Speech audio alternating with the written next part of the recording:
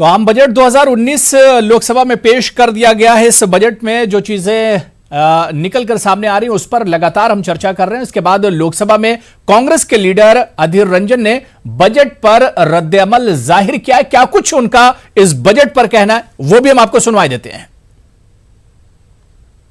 No new initiative, nothing new.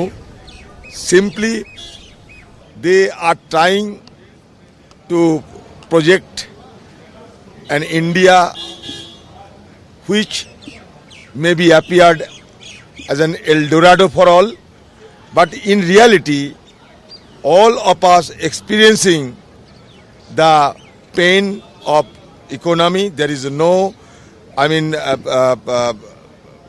plan for employment generation.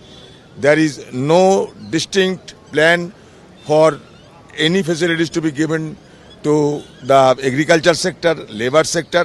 All are simply the issues and the promises which have been made. Look, I'm not terribly excited about this budget. There are a few things that already trouble me. For example, we're already paying the highest petrol rates in the world. Now they want us to pay 2 rupees more for every litre, which means that in fact the ordinary human being in India, the Aam Aadmi, is going to be affected because every item of consumption becomes more expensive when petrol and diesel costs go up. That's one example. The big picture GDP has not been mentioned at all. We have no real idea whether they're going to actually match the figures given in the economic survey. Last year's figures are not matched this year. Will this year's figures be matched next year? I'm not optimistic. There's been such a gap between rhetoric and reality with this government that I must say that I have some real hesitations in expressing a great deal of praise for what we have seen today.